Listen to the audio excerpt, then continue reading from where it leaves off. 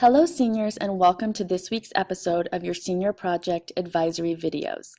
Today's goal is to understand the letter to the judges and the resume, why we're asking you to complete them and include them in your online portfolio, and we're going to link those to two of our school-wide learner outcomes, being an involved citizen and an effective communicator. So here we go. The letter to the judges is something that we hope you learn now because in the future you will be making cover letters to apply for different types of jobs within your field.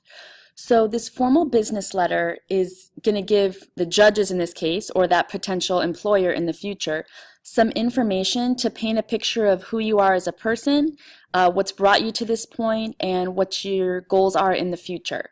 So for our letter to the judges for the senior project, and again there's a sample on the forms page of the senior project website, your goals are to introduce yourself and give some background information about you, your high school experience, what you've been involved in, and then to shift to your development and growth. So here we're looking for you to be an effective communicator who can delve a little deeper into your learning and how your journey of senior project has come to produce this final product.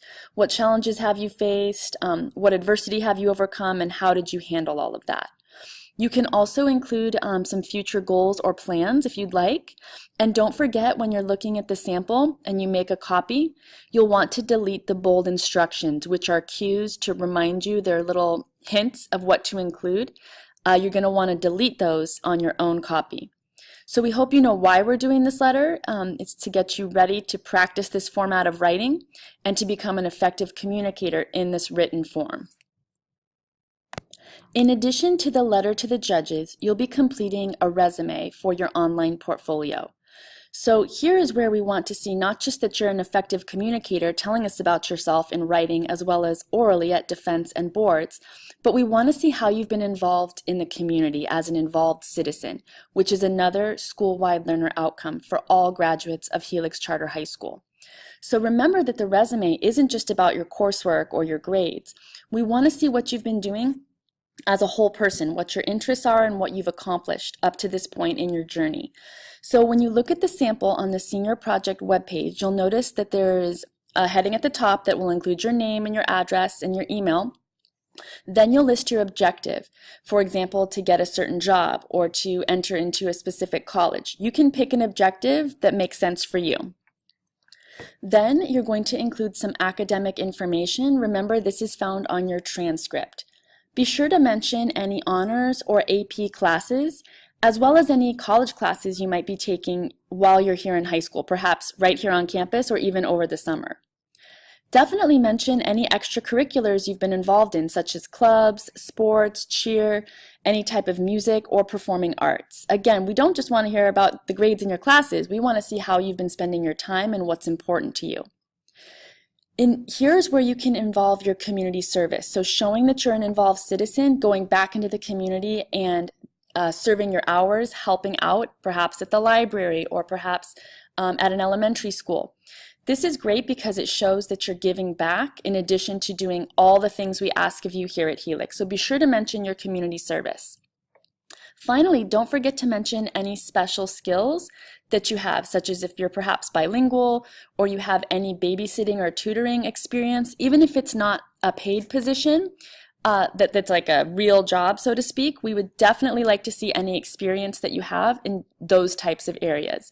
And a future employer might also like to know that. So never hesitate to add any special skills or things that you do that might help you stand out from other candidates for that position.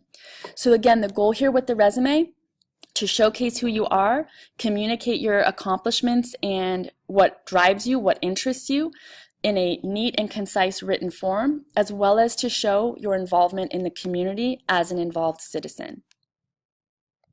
So now that we've gone over the letter to the judges and the resume, it's time to go to the Senior Project website, find the link for Class of 2018 Senior Advisory videos. Then once you get there, go ahead and find today's date and click on the link to take the quiz. We have been notifying winners by email, but there are several winners who have still not come in to claim their prize. So be sure you're checking your email daily and looking for any emails from me, Mrs. Dolphin, and read it and come and get that prize. So you'll also be entered into the drawing for the bigger prizes toward the end of the term. Next week, we're going to talk about the self-evaluation, which is the most in-depth part of the online portfolio, and we're going to link it to one of our school-wide learner outcomes of becoming a constructive thinker.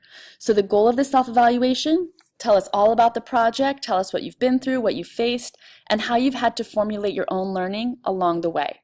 Thank you very much, and we look forward to our next episode.